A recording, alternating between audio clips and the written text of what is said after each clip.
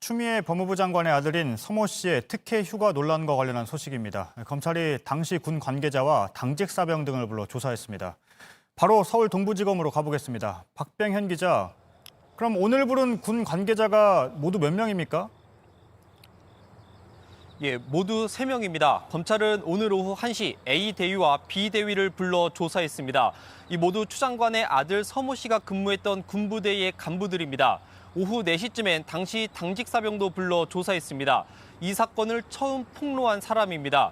이들은 모두 주요 참고인이면서 지난 6월 검찰 조사를 받았던 사람들입니다.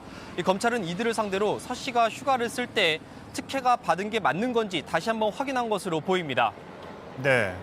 추미애 당시 민주당 대표 측으로부터 청탁성 전화를 받았다고 진술한 인물도 포함이 돼 있습니까? 그리고 6월에 불렀다면 왜 지금 다시 부른 겁니까?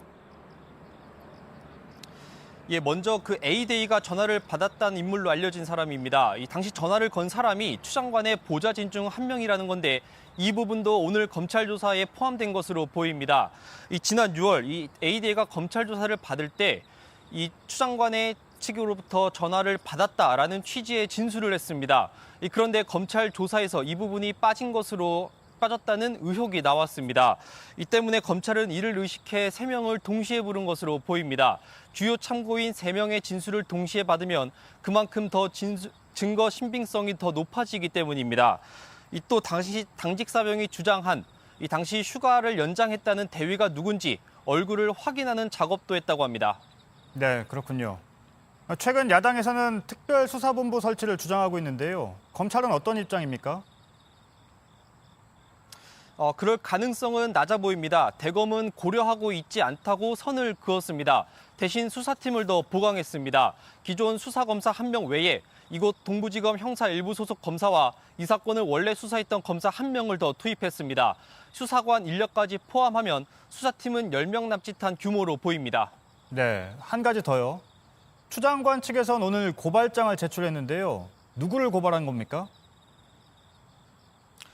예, 주한미군 한국군 지원단장을 고발했습니다. 국민의힘 신원식 의원실과의 통화에서 추 장관의 아들이 카투사에 왔을 때부터 외압이 있었다. 내가 그것을 다 막았다라고 주장한 사람입니다. 이 녹취록을 보도한 SBS도 고발 대상에 포함됐습니다. 허위 사실에 의한 명예훼손 혐의입니다. 이 추 장관 아들의 변호인단 측은 허위 사실을 퍼뜨리는 이 정치 공작을 그만둬야 한다고 주장했습니다.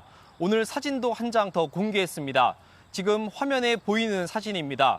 이 강당의 훈련병과 이 가족들이 모여 있는 수료식 장면입니다. 이 변호인단은 이 사진을 바탕으로 이 당시 수료식 날 이 부대 배치에 관련한 청탁이 있었다. 이를 막기 위해 그 아버지와 할머니에게 40분간 교육을 했다라는 취지의 주장은 사실이 아니라고 다시 한번 주장을 했습니다. 또 컴퓨터에 의한 부대 배치가 이루어지기 때문에 부대 배치와 관련한 청탁은 있을 수가 없다고 재차 주장했습니다. 네, 박병현 기자였습니다.